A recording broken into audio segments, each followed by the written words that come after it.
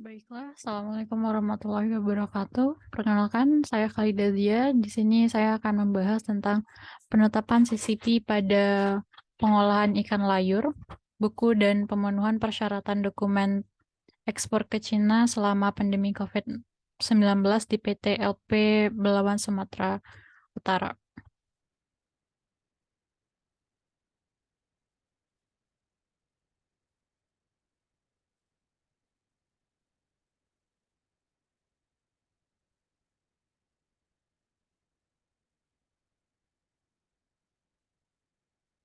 Pertama, kita akan membahas tentang gambaran umum tentang HACCP. Itu HACCP adalah pendekatan sistematis untuk mengidentifikasi, mengevaluasi, dan mengendalikan bahaya yang berpotensi muncul dalam produksi makanan dan minuman. Nah, HACCP sendiri itu didasarkan pada prinsip-prinsip ilmiah dan memastikan bahwa setiap tahap produksi dilakukan dengan mengutamakan keamanan pangan. HACCP melibatkan identifikasi titik kritis pengendalian seperti CCP, yang memerlukan pengawasan dan pemantauan yang ketat untuk mencegah bahaya tersebut.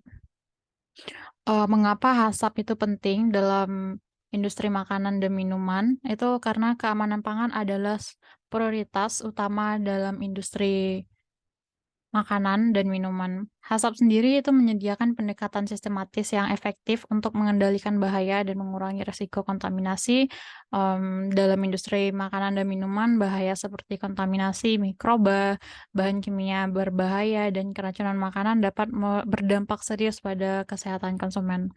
Implementasi HACCP membantu perusahaan untuk memastikan bahwa produk yang dihasilkan aman dikonsumsi dan memenuhi standar keamanan pangan yang ditetapkan. Nah, HACCP juga membantu perusahaan untuk mematuhi peraturan pemerintah terkait keamanan pangan, peningkatan reputasi perusahaan, dan menghindari potensi kerugian finansial akibat klaim hukum atau penarik produk. Hmm,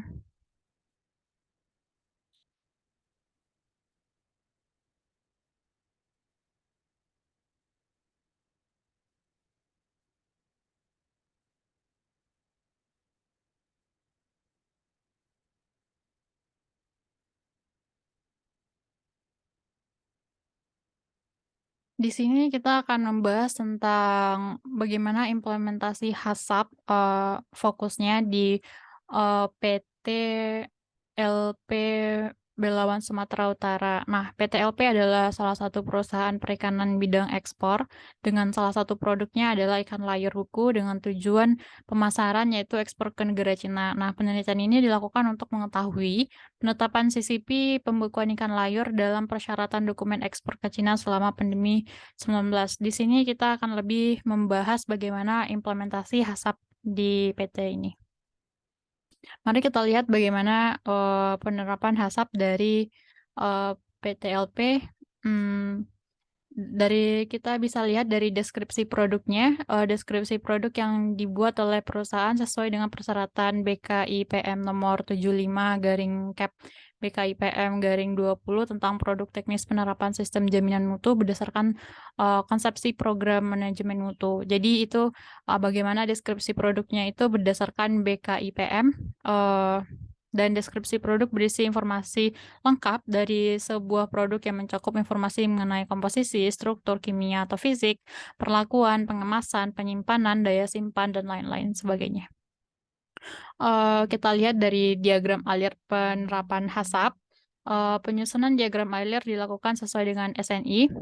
Pada diagram alir terdapat beberapa antara SNI dengan perusahaan, yaitu pada tahap pencucian, sortasi, urutannya berbeda. Nah, pada tahap sortasi dan penggelasan di esensi tidak dilakukan di perusahaan. Jadi diagram alir proses dibuat dengan tujuan untuk menggambarkan seluruh tahap proses produksi.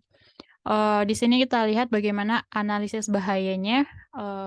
Pada tahap penerima bahan baku, potensi bahaya yang terdapat yaitu adanya biologi seperti E. coli, salmonella, dan virus kolera yang disebabkan terjadinya kontaminasi suhu, kontaminasi dari karyawan, dan peralatan. Nah, jenis potensi bahaya kimia itu ada timbal, ada merkuri, ada kandium, yang disebabkan oleh kontaminasi air dari daerah penangkapan. Nah, adanya bahaya yang dinyatakan signifikan yaitu logam berat pada tahap penerimaan bahan baku dengan penyebab asal, perairan bahan baku dengan tingkat kemungkinan peluang terdapatnya logam berat yaitu low, dan tingkat keparahannya itu high.